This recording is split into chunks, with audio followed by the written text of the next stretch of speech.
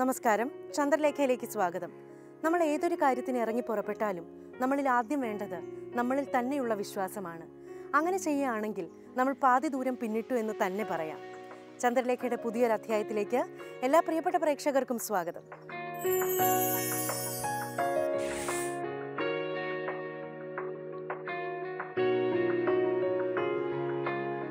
വളരെ സിമ്പിളായിട്ടുള്ള ഒരു മൂന്ന് മാരിനേഷനാണ് നമ്മൾ തന്നിരിക്കുന്നത്. എല്ലാവർക്കും സുഖമായിട്ട് ചെയ്ത് നോക്കാവുന്നതേ ഉള്ളൂ. കൊച്ചിൻ്റെ പ്ലേഫുൾനെസ് ആണ്, കൊച്ചിൻ്റെ കളിയാണ് നമ്മൾ മനസ്സിലാക്കേണ്ടത്. കൊച്ച് പ്ലേഫുൾ അല്ല. കൊച്ച് നമ്മൾ ഒരു കളിപ്പാട്ടം വാങ്ങിച്ചു കൊടുക്കുന്നു, ഒരു ലൈറ്റുള്ളൊരു കളിപ്പാട്ടം വാങ്ങിച്ചു കൊടുക്കുന്നു, അതിനൊന്നും റെസ്പോണ്ട് ചെയ്യുന്നില്ല എന്ന് കാണുമ്പോൾ നമുക്ക് മനസ്സിലാക്കാൻ സാധിക്കണം കൊച്ചിന് മറ്റൊരു വൈകല്യം ഉണ്ടെന്നുള്ള കാര്യം.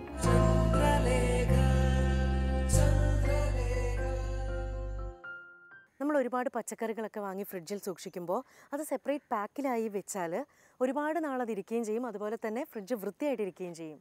ഇതെല്ലാവരും ട്രൈ ചെയ്യുക. നമുക്കൊരു കുക്കറി സെഗ്മെൻറ്റ് കാണാം.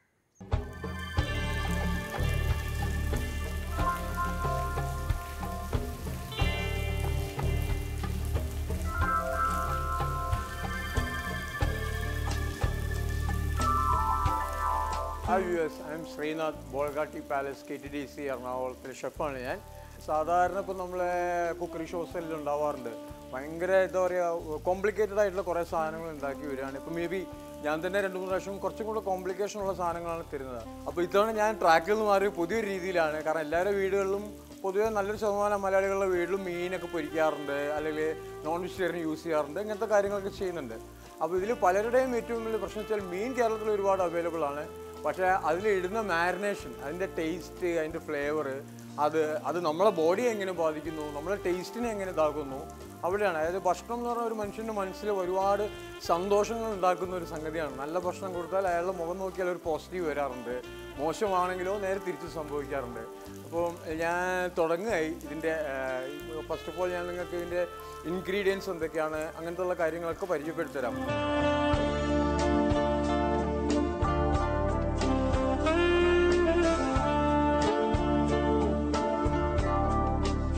ഓക്കെ, അപ്പോൾ നമുക്ക് പറഞ്ഞതുപോലെ നമുക്കിന്നൊരു സീ ഫുഡിൻ്റെ, അതായത് സീ ഫുഡല്ല, ഒരു ഫിഷ് ഫ്രൈ ഉണ്ടാക്കുന്നതിന് ഒരു 3 ടൈപ്പ് ഓഫ് മസാല ഞാൻ ഇതിൽ നമുക്ക് ഷെയർ ചെയ്യാം. അതോടൊപ്പം തന്നെ ഈ ഫിഷ് ഉണ്ടാക്കുന്ന പോലെ തന്നെയാണ് ഫിഷ് വാങ്ങുക എന്നതും വലിയൊരു സംഗതിയാണ്. ഇവിടെ ഞാൻ ഉപയോഗിക്കുന്ന ഫിഷ് സിയർ ഫിഷ് എന്ന് പറഞ്ഞു കഴിഞ്ഞാൽ, ഞാൻ കോഴിക്കോടാണ് എൻ്റെ സ്വദേശം. ഞങ്ങളുടെ നാട്ടിൽ ഐക്കൂറ എന്ന് പറയുന്നു, നെയ്മീൻ എന്ന് കുറേ പേര് പറയുന്നുണ്ട്, നോർത്ത് ഇന്ത്യൻസിൽ പോയ സുറുമി എന്ന് പറയുന്നുണ്ട്, കിങ് ഫിഷ് എന്ന് പറയുന്നുണ്ട്, ഒരുപാട് പേരുകളിൽ അറിയപ്പെടുന്നത്. പക്ഷേ എനിക്ക് തോന്നുന്നു ഈ നമ്മളുടെ ഈ സൈഡിലേക്ക്, മലബാർ അല്ലെങ്കിൽ ഡൗൺ സൈഡ് ഓഫ് ഇന്ത്യയിലേക്കാണ് കൂടുതലായിട്ടും ഈ ഫിഷ് കൺസ്യൂം ചെയ്യുന്നത്. ഓക്കെ, അപ്പം ആദ്യം ഞാൻ ഇതിൻ്റെ മാരിനേഷൻസ് 3 മാരിനേഷൻസാണ് നമ്മൾ ഇവിടെ ചെയ്യുന്നത്.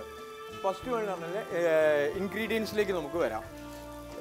ഫിഷ് ഫ്രൈ ഇതിനെല്ലാം ഏറ്റവും ആവശ്യമുള്ള സാധനങ്ങൾ ഒന്ന് ജിഞ്ചർ, ഗാർലിക്, അതായത് പുളി വരുത്താൻ വേണ്ടിയിട്ട് നാരങ്ങയോ അല്ലെങ്കിൽ നമ്മുടെ നാട്ടിൽ കുടംപുളി യൂസ് ചെയ്യാറുണ്ട്, വാളംപുളി യൂസ് ചെയ്യാറുണ്ട്, ഇലിമ്പിപ്പിളി യൂസ് ചെയ്യാറുണ്ട്, അങ്ങനെ ഒരുപാട് സാധനങ്ങളുണ്ട്. അപ്പോൾ അതിനകത്ത് മനസ്സിലാക്കാന്ന് വെച്ചാൽ പുളി ഒരു ഇമ്പോർട്ടൻറ്റ് ഫാക്ടറാണ് സീ ഫുഡ് കാര്യങ്ങൾ ഉണ്ടാക്കുന്നതിൽ. ഒന്നത്. രണ്ടാമത്തത്, എല്ലാവരും ആഗ്രഹിക്കുന്ന ഒരു ടേസ്റ്റാണ് എരിവും പുളിയുള്ള സാധനങ്ങൾ. അപ്പം എരിവും ഈ പറഞ്ഞ മാതിരി തന്നെ പല രീതികളിൽ നമുക്ക് എരിവുകൾ കിട്ടാറുണ്ട്.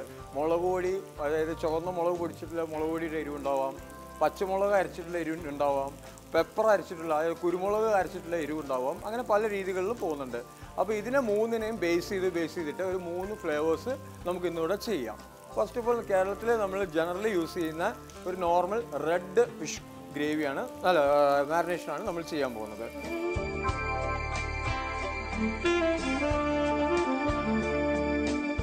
നമുക്ക് ആദ്യമായിട്ട് ഇൻഗ്രീഡിയൻസ് ആയിട്ടൊന്ന് പരിചയപ്പെടാം. ഓഫ് കോഴ്സ് പറഞ്ഞത് പ്രകാരം ചുവന്ന മുളക് പൊടി, റെഡ്, വേറെ ഒന്നും പറയേണ്ട കാര്യമില്ല. മഞ്ഞൾ ഒരു എസെൻഷ്യൽ പാർട്ടാണ്. ബിക്കോസ് പറഞ്ഞാൽ നമ്മൾ കേരളീസ് യൂസ് ചെയ്യുന്നു, ഹൈലി മെഡിക്കേറ്റഡ് വാല്യൂ ഉള്ളൊരു സാധനമാണ് മഞ്ഞൾ. പല വിഷങ്ങളും കാര്യങ്ങളും എല്ലാം പോകും. ആൻഡ് മോറോവർ അതിൻ്റെ ഒരു ഫ്ലേവറും വേറെ തന്നെയാണ്.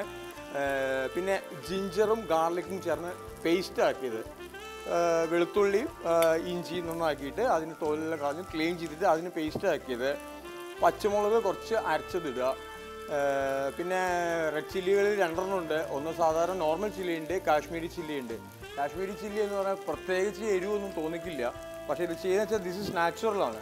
ഈ റെഡ് കറീൻ്റെ ആ കളർ കിട്ടണമെങ്കിൽ നമ്മൾ അല്ലെങ്കിൽ മറ്റേ കെമിക്കൽ കളേഴ്സൊക്കെ ആഡ് ചെയ്യുന്നൊരിതുണ്ട്. പക്ഷെ അതൊരിക്കലും പോകരുത്. കാരണം അതിനുള്ള നാച്ചുറലി സാധനം ഉണ്ടെങ്കിൽ അത് യൂസ് ചെയ്യുന്നതായിരിക്കും അതിൽ ഏറ്റവും നല്ലത്.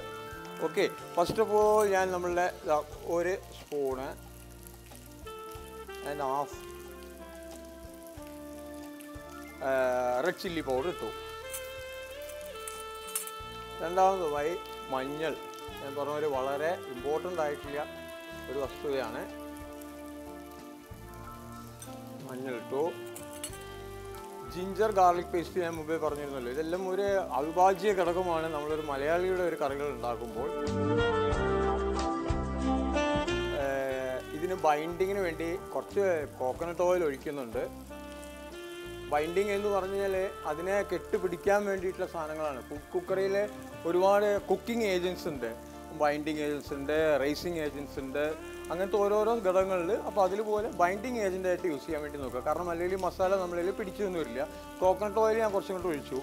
ഇനി അത് കഴിഞ്ഞ് ഞാൻ കുറച്ച് എഗ്ഗിൻ്റെ വൈറ്റ് എടുത്തിട്ടുണ്ട്. മാക്സിമം എഗ്ഗിൻ്റെ റെഡ് മീൻസ് യെല്ലോ ഇല്ലാതെ നോക്കുന്നതായിരിക്കും ഏറ്റവും നല്ലത്. വൈറ്റിന് പ്രത്യേകിച്ച് ഇപ്പം ഞാനിപ്പോൾ ഉണ്ടാക്കി കാണുക അല്ലാതെ ഇതിപ്പോൾ ഒന്നും അറിയാത്തൊരാൾക്ക് കൊടുത്താൽ ഒരിക്കലും തിരിച്ചറിയാൻ പറ്റില്ല ആ വൈറ്റിൻ്റെ ഫ്ലേവർ എവിടെയാണ് വരുന്നത് എന്നുള്ളത്. എഗ്ഗിൻ്റെ വൈറ്റ് ഞാൻ ചേർത്തു. ഇനി നേരത്തെ പറഞ്ഞ പോലെ തന്നെ പുളി, നാരങ്ങ ജ്യൂസ് ചേർത്തു,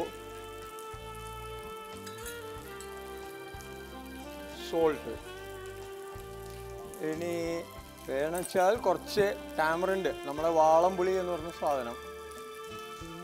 ഈ ടാമറിൻഡിൻ്റെ ഏറ്റവും ചില പുളികളിൽ നേരത്തെ പറഞ്ഞ പോലെ തന്നെ വെറൈറ്റീസ് ഓഫ് പുളികളുണ്ട്. തൈര് ഒരു പുളിക്ക് വേണ്ടി ചേർക്കാവുന്നതാണ്. ഓക്കെ, ഇതിനെ നമ്മൾ മിക്സ് ചെയ്യുക.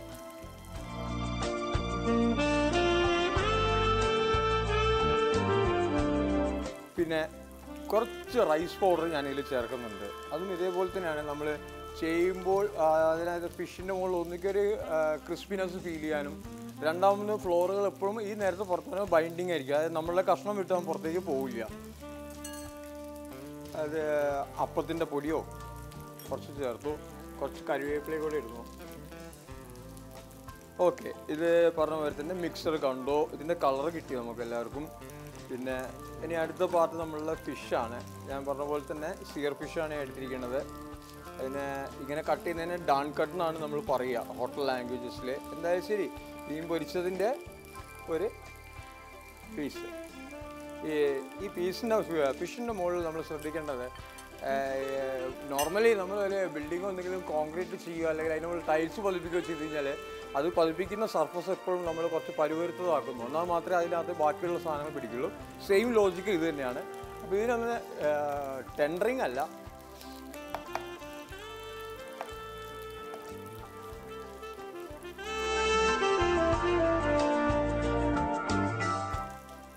ഓക്കെ. നമുക്ക് നമ്മുടെ മസാലയിലേക്ക് കടക്കാം.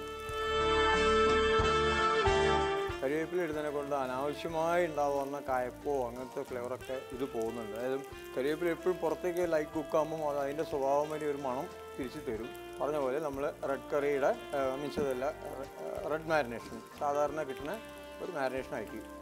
ഇനി ഇതിനിപ്പോൾ ചെയ്യേണ്ടതെന്ന് വെച്ചാൽ ഉടനെ എടുത്ത് നമ്മളിതിനെ ഫ്രൈ ചെയ്യരുത്. കുറച്ച് നേരം അതിൽ രണ്ടിലേക്കും അങ്ങോട്ടും ഇങ്ങോട്ടും ഇവർ തമ്മിൽ ഒരു അഡ്ജസ്റ്റ്മെൻറ്റ് ചെയ്യാനുണ്ട്. നമ്മൾ ചേർത്ത മസാലയും ഈ ഫിഷും തമ്മിൽ. അപ്പോൾ അതിനെ കുറച്ചും കൂടെ സോക്കായിട്ട് മീറ്റിലേക്ക് കയറട്ടെ. ഒരു ഡീപ്പ് ഫ്രീസറല്ല, സാധാരണ ഒരു ഫ്രിഡ്ജിൻ്റെ അകത്ത് ഒരു 4 അല്ലെങ്കിൽ വേണ്ട ഒരു 0 ഡിഗ്രിയോ അല്ലെങ്കിൽ ഒരു 3 ഡിഗ്രി വരെ മെയിൻറ്റെയിൻ ചെയ്യുന്ന ഒരു ഫ്രിഡ്ജിൻ്റെ അകത്ത് ഒരു അരമണിക്കൂർ വെക്കുകയാണെങ്കിൽ കുറച്ചും കൂടെ നല്ലതാണ്. പിന്നെ അതുമില്ലാതെ തണുക്കുമ്പോൾ അതിനകത്ത് എക്സസ് വാട്ടർ കാര്യങ്ങളുണ്ടാവും, അതിനെ നമുക്ക് അങ്ങോട്ട് കുറച്ച് അവോയ്ഡ് ചെയ്യാൻ പറ്റും. അപ്പോൾ നമ്മൾ റെഡ് മാരിനേഷൻ കൊടുത്തിട്ടുള്ള ഫിഷ് നമ്മൾ ഫ്രീസറിൽ വെച്ചു. അറൗണ്ട് ഒരു ½ ആൻ അവർ അത് നമ്മളതൊന്ന് കൂളാക്കി വെക്കുക. അപ്പോൾ അതിന് നേരത്തെ പറഞ്ഞ ഒരു വെള്ളത്തിൻ്റെ കണ്ടൻസ് ഒക്കെ കുറയുക. ഇനി നമുക്ക് അടുത്ത ഒരു മസാലയിലേക്ക് പോവാം. ഇത് വെച്ചാൽ ഏറ്റവും സിമ്പിളാണ്, പക്ഷേ ഏറ്റവും നല്ലതുമാണ് ബോഡിക്ക് ഓൾസോ. അതിൻ്റെ ടേസ്റ്റും അതെ. കാരണം ഒരു കോംപ്ലിക്കേഷൻ ഇല്ല. വായിൽ പുതിയ എൻസൈംസോ സ്വലേവിയോ ഒന്നും ഉണ്ടാക്കേണ്ട കാര്യം വരില്ല. നോർമലി നമ്മൾ നാവിൽ ഉണ്ടായിരിക്കുന്ന ആ ടേസ്റ്റാണ്. അത് വെച്ചാൽ മഞ്ഞൾപ്പൊടി ഇട്ടില്ല ഒരു മസാല. ഫസ്റ്റ് ഓഫ് ഓൾ പറഞ്ഞ പോലെ തന്നെ മഞ്ഞൾപ്പൊടി. ഞാനിതിൻ്റെ ഓരോ ഇൻഗ്രീഡിയൻറ്റിൻ്റെ പ്രത്യേകതകളും ഇത് തന്നെയാണ്. മഞ്ഞൾപ്പൊടി കുറച്ച് നേരത്തെ ഞാൻ പറഞ്ഞിരുന്നൊരു കാര്യം അതായിരുന്നു, ഇത് വിഷാംശത്തെ ഒരുപാട് തരണം ചെയ്യാൻ പറ്റുന്നൊരു സാധനമാണ് മഞ്ഞൾപ്പൊടി എന്ന് പറയുന്നത്. പിന്നെ രണ്ടാമത്തേതായിരിക്കുന്ന പെപ്പർ, കുരുമുളക്.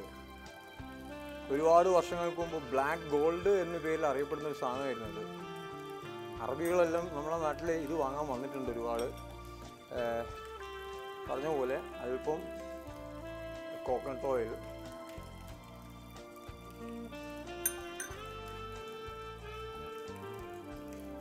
കുറച്ച് ginger garlic paste,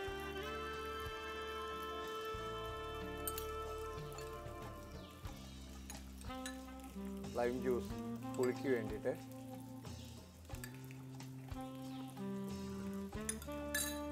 egg white ഒരു ബൈൻഡിങ്,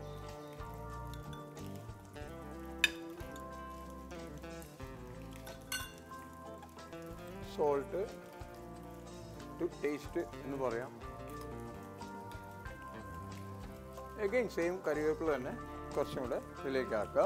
പിന്നെ അതിന് കോട്ടിങ്ങും അതേപോലെ തന്നെ മസാല വിട്ടുപോയിരിക്കാനും പോരാത്തതിനൊരു ക്രിസ്പിനെസ്സും ഫീൽ ചെയ്യിക്കാൻ വേണ്ടിയിട്ട് അപ്പത്തിൻ്റെ പൊടി, റൈസ് പൗഡർ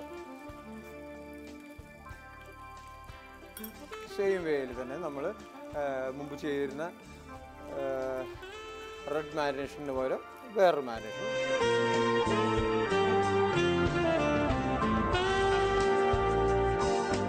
അപ്പോൾ നമ്മൾ രണ്ടാമത്തെ മസാല റെഡി ആയി കഴിഞ്ഞു. അത് ടർമറിക് ബേസ് ആയിട്ടുള്ള സിമ്പിൾ മസാല, പക്ഷേ ടേസ്റ്റോ അതിനെക്കാട്ടും എത്രയോ മുകളിലും.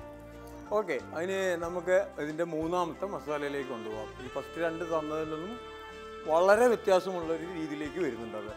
ഇതിൽ മാരിനേഷൻ എന്ന് പറഞ്ഞാൽ ആദ്യം ജിഞ്ചർ, ഗാർലിക്, പച്ചമുളക്, ഇഞ്ചി, വെളുത്തുള്ളി, പച്ചമുളക്, കരിവേപ്പില, ഇത് 4 സാധനത്തിനെയും കൂടെ ഫൈൻ പേസ്റ്റ് ആക്കുക. ഞാൻ ഓൾറെഡി പേസ്റ്റ് ആക്കി വെച്ചിട്ടുണ്ട് ഇവിടെ. പച്ചമുളകും കരിവേപ്പിലയും വരുമ്പോൾ എന്താ വെച്ചാൽ ഇതിന് ആ കളറ് പച്ച നിറത്തിലേക്ക് അങ്ങോട്ട് നിൽക്കും.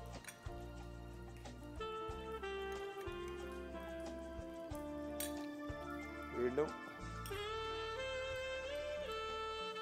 ലൈം ജ്യൂസ് ഒഴിക്കുക, പുളി,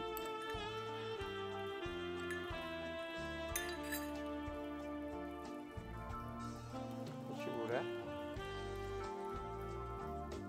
coconut oil, same as egg white, bind ചെയ്ത് പിടിച്ച് വെക്കാൻ വേണ്ടി എഗ് വൈറ്റ്, റൈസ് പൗഡർ, കുറച്ചും കൂടെ എരിവ് വേണമെന്ന് തോന്നലാണെങ്കിൽ കുറച്ചും കൂടെ പെപ്പർ നമുക്ക് ആഡ് ചെയ്യാം, ഫ്രഷ് പെപ്പർ ആഡ് ചെയ്യാം. ഇത് വന്നു. പിന്നെ ഇതിനെപ്പോഴും ഒരു ഗ്രീൻ ഫീലിംഗ് ആണ് വരുന്നത്. അപ്പം സാധാരണ വേണമെങ്കിൽ വീട്ടിൽ പൊതിന മല്ലിയില ഉണ്ടെങ്കിൽ കുറച്ച് മല്ലിയില ഇടാം, മിൻറ്റ് ഉണ്ടെങ്കിൽ കുറച്ച് മിൻറ്റ് ഇടാം. പിന്നെ ഇതിൻ്റെ കളർ ലോസ് ആവാത്ത രീതിയിൽ നമ്മളുടെ മെഡിസിൻ ആഡ് ചെയ്യാം, അതായത് മഞ്ഞൾപ്പൊടി വന്നു, സോൾട്ട്, കുറച്ചും കൂടെ വാളംപുളി കലക്കിയത് ഒഴിക്കണം. എരിവ് ഏകദേശം നമുക്ക് ആ 3 മിക്സിങ്ങിൽ നമുക്ക് കിട്ടിക്കഴിഞ്ഞു.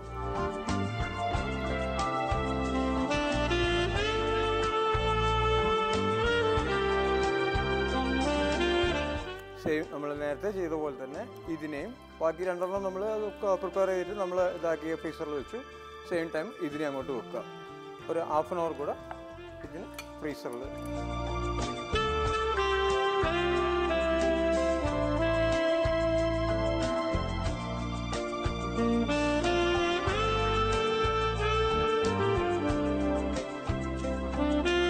ഓക്കെ, നമുക്ക് ഇനി ഇതിൻ്റെ അടുത്ത ഘട്ടത്തിലേക്ക് കിടക്കാം. നമ്മളുടെ ഫിഷെല്ലാം നമ്മൾ ഫ്രീസറിൽ വെച്ച് തണുപ്പിച്ചിട്ടുണ്ട്.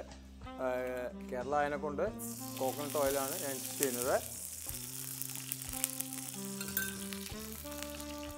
ഓയിൽ ഹീറ്റാക്കുക, 2 കഷ്ണം കരിവേപ്പില ഇടുക,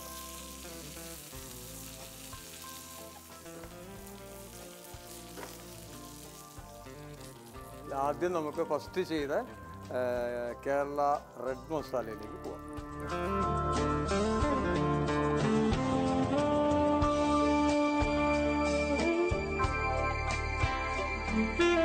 പിന്നെ ഇത് ഈ നമ്മൾ ഉപയോഗിക്കുന്ന ഐക്കൂറയുടെ ഏറ്റവും പ്രത്യേകിച്ചാൽ അതിൻ്റെ മീറ്റ് ഒരു ബുക്ക് പോലെയാണ്, നല്ല കട്ടിയുള്ള കടലാസുള്ള ഒരു ബുക്ക് പോലെയാണ് നിൽക്കുന്നത്. അതായത് ഓരോ ലേയേഴ്സ് ആയിട്ട്. അപ്പോൾ ഇൻ ബിറ്റ്വീൻ പറഞ്ഞാൽ നമുക്ക് ഇതിൻ്റെ കുക്കിംഗ് ആയോ എന്നുള്ളത് ജസ്റ്റ് വേണമെങ്കിൽ നമ്മൾ നോക്കിയാൽ തന്നെ ഒരു പേജ് മറിച്ച് നോക്കിയാൽ അറിയാമെന്ന് പറയുന്ന പോലെ തന്നെ ഇതിനകത്തും നമുക്ക് കാണാൻ പറ്റും. ഓൾമോസ്റ്റ് നമ്മൾ എത്തിക്കൊണ്ടിരിക്കുകയാണ്. അതായത് ഇൻസൈഡ് മീറ്റ് ഒരു കറക്റ്റ് വൈറ്റ് കളർ എത്തുന്നതാണ് നമ്മളുടെ കുക്കിംഗ് എന്നുള്ളത്. അതായത് അതിൽ റെഡ് കളർ കുറച്ച് അങ്ങനെ വരികയാണെങ്കിൽ അതിൻ്റെ അർത്ഥം സ്റ്റിൽ അതിനകത്ത് ബ്ലഡോ അല്ലെങ്കിൽ അങ്ങനത്തെ ലിക്വിഡ് കണ്ടന്റ് ഉണ്ടെന്നാണ് പറയുക.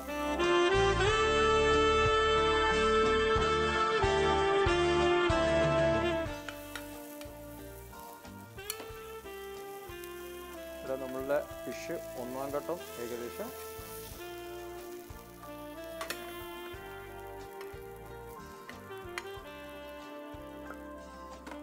മുളക് പൊടിയുടെ മാരിനേഷൻ കൊടുത്തിട്ടുള്ള ഒരു ജനറൽ നോർമൽ ഇവിടെ കിട്ടുന്ന സാധാരണ ഫിഷ് ഫ്രൈ ഒരു ദോശക്കല്ലിലോ അല്ലെങ്കിൽ തവ ഫ്രൈനോ ഉള്ള ഈസി ആയിട്ട് ഉണ്ടാക്കിയെടുക്കാവുന്നത്. വലിയൊരു കോംപ്ലിക്കേഷൻസ് ഒന്നും ഇതിൽ ഞാൻ കാണുന്നില്ല. ആർക്കും വേണം ട്രൈ ചെയ്യാം.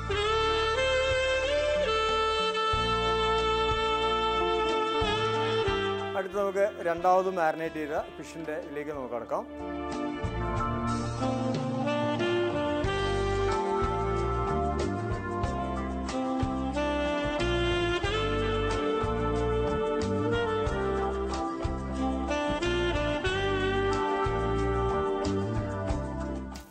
നല്ല മസാല കോട്ടിങ് കൊടുക്കുമ്പോഴുള്ള അഡ്വാൻറ്റേജ് എന്ന് വെച്ചാൽ നമുക്ക് ഈ ഒരു ഫിഷിൻ്റെ ഫ്രൈ മാത്രം വേണം നമുക്കൊരു ചോറും കൂട്ടി കഴിക്കാൻ പറ്റും. അതായത് ഒരു ഗ്രേവി തരുന്നതിൻ്റെ എഫക്റ്റ് ഇതിൻ്റെ മസാലയ്ക്ക് തരാൻ പറ്റും.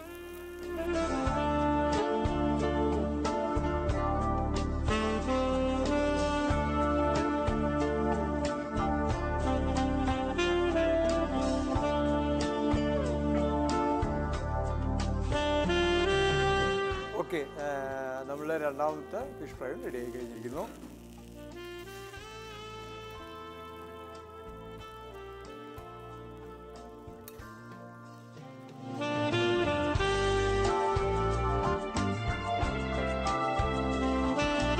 അങ്ങനെ നമുക്ക് മൂന്നാമത്തെ മസാലയിലേക്ക് പോവാം.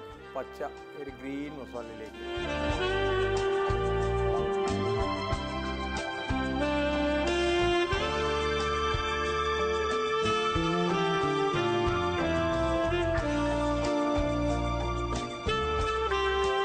വേണമെങ്കിൽ ഒരു ഫ്ലേവറിന് വേണമെങ്കിൽ നമുക്ക് വേണമെങ്കിൽ 2 കഷ്ണം മല്ലിയിലയോ അല്ല പുതിനയിലയോ മല്ലിയിലയോ ചെയ്യാം.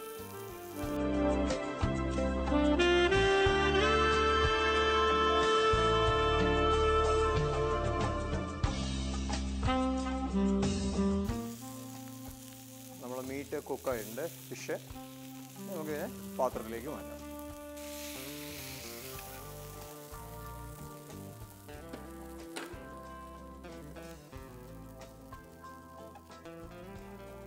വളരെ സിമ്പിളായിട്ടുള്ള ഒരു മൂന്ന് മാരിനേഷനാണ് നമ്മൾ തന്നിരിക്കുന്നത്. എല്ലാവർക്കും സുഖമായിട്ട് ചെയ്ത് നോക്കാവുന്നതേ ഉള്ളൂ. പിന്നെ അതിലുമുപരി എന്നുള്ളത് ടേസ്റ്റ് നമ്മളാണ് തീരുമാനിക്കേണ്ട ആൾ. കഴിക്കുന്ന ആളാണ് അതിൻ്റെ ടേസ്റ്റ് ഉള്ളത്. അപ്പോൾ നമുക്ക് എന്താണോ ടേസ്റ്റ് ഉള്ളത് അതിലേക്ക് പോരുക. റോങ് ഇക്വേഷൻ ആവാണ്ടിരുന്നാൽ മതി. അതായത് ആസിഡും ആൽക്കലും ഒരുമിച്ച് കഴിച്ചാൽ വയറ് കേടാവുന്നുള്ളതല്ല. പക്ഷേ ഏകദേശം ബേസുകൾ ഇത്രയേ ഉള്ളൂ. ഈ ഒരു ധൈര്യത്തിൽ അങ്ങോട്ട് മുന്നോട്ട് പോയി കഴിഞ്ഞാൽ ആയിരക്കണക്കിന് ടേസ്റ്റുകൾ നമുക്ക് എല്ലാവർക്കും ഉണ്ടാക്കാവുന്നതാണ്. അതിനകത്ത് ഞാനൊരു സിമ്പിളായിട്ടുള്ളൊരു 3 കാണിച്ചു. ധൈര്യമായിട്ട് നിങ്ങൾക്ക് വീഡിയോയിൽ ട്രൈ ചെയ്ത് നോക്കാം. നല്ലതായിരിക്കും, എല്ലാവർക്കും ഇഷ്ടമാവുകയും ചെയ്യും.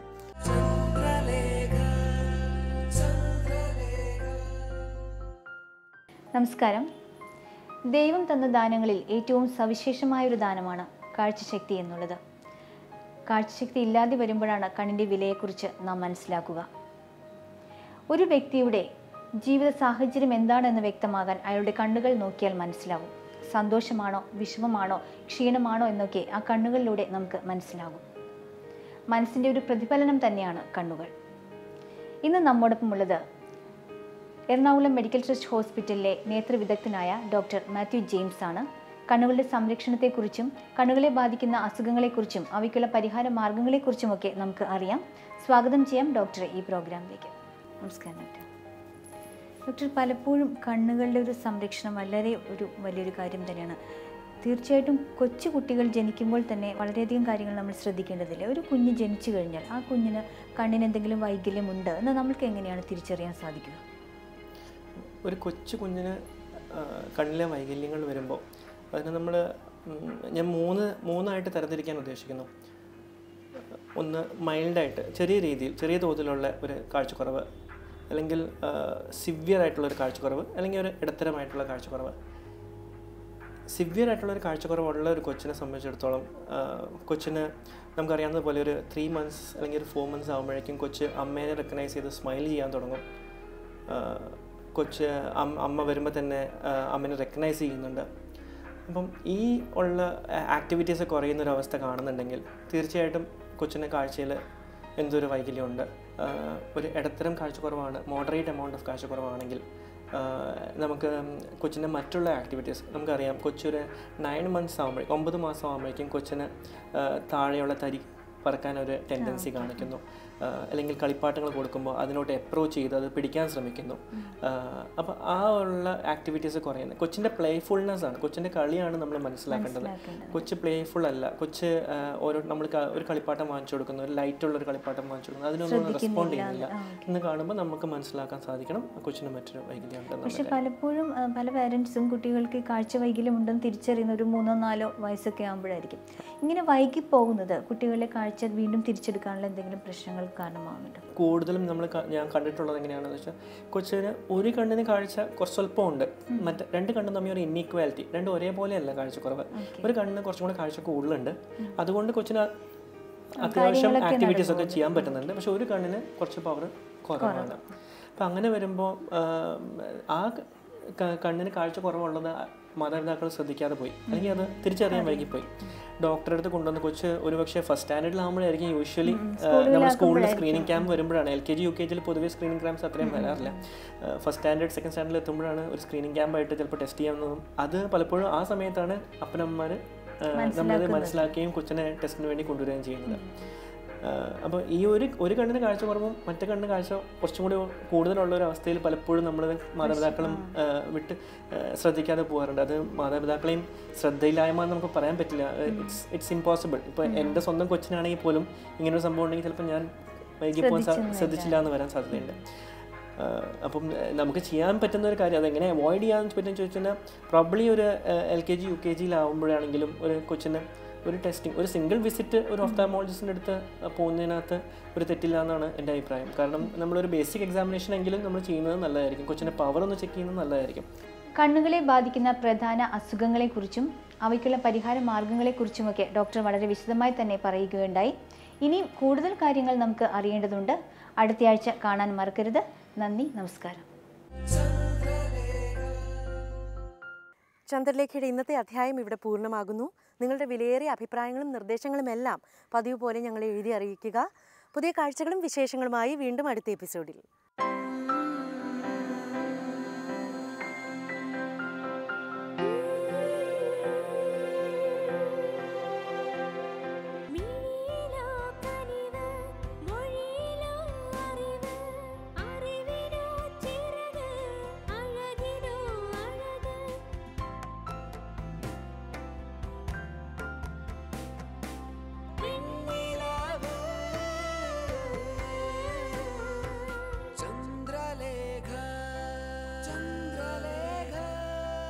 Chandra